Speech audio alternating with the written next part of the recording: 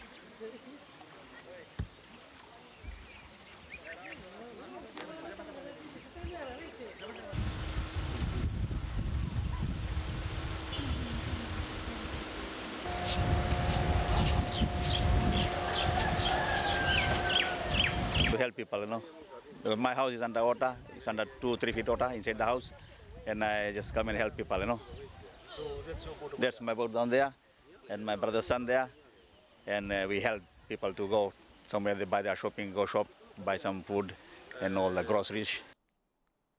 DISMAC is coordinating whole-of-government reaction to the state of natural disaster.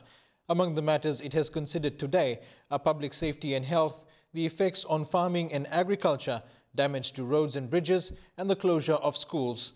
DISMAC also reported the provision of fresh water to Nandi. The government barge MV Watulawa has departed Suva at around 1 o'clock this morning en route to Denarau and the west with 120,000 litres of water to assist the hotels along the Coral Coast and of course Denarau as well. This evening there are some 8,000 men, women and children who've left their homes and will be staying the night in evacuation centres.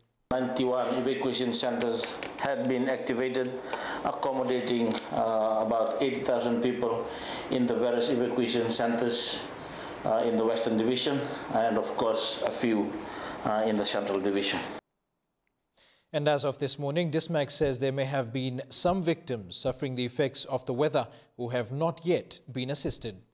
We still have to access a few places. Again, we are looking at all our options now, and that is why we have shifted the government vessel Watulawa. If we do not have land access, then we will try to have access from the sea. And again, weather permitting as well, we have helicopters on standby, but that will be dependent on clearance from the relevant authorities as well. Anyone in need of assistance and can't reach their nearest police station should call the command centre on the following numbers: 9905 296, 9905 917 or 9905 919. The numbers once again: 9905 296, 9905 917 or 9905 919. Now, the international airport this afternoon opened to inbound flights, relaxing the government's decision to suspend all arrivals. Some delayed passengers got away to overseas destinations today, and inbound planes will provide seats for those still waiting to return home. Local flights were today subject to weather conditions, and in the interests of public safety, some shipping services were cancelled.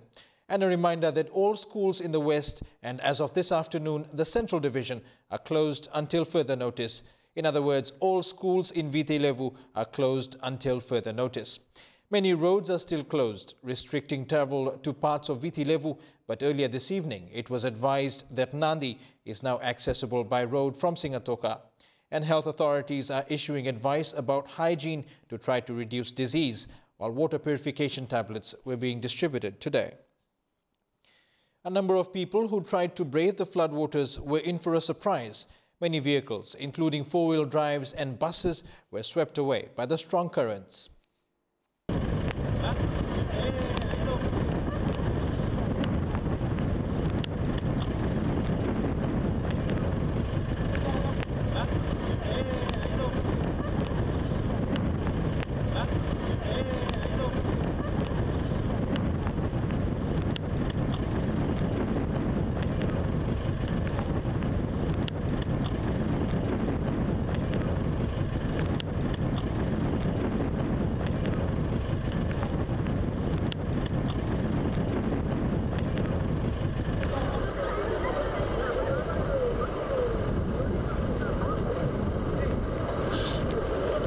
And before we leave, the advice for people in flood-prone areas is to stay on alert because of the further warning issued today by the Met Office.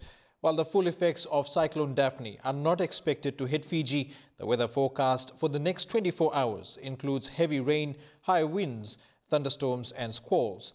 There's a severe flood warning for Viti Levu, Yasawa and Mamanuca Group, Southern Lau and Kandavu, and smaller nearby islands. And a flood warning continues to be in place for all other areas. That's our program, showing the effects of the floods in the Western Division and updating the weather warning. Good evening.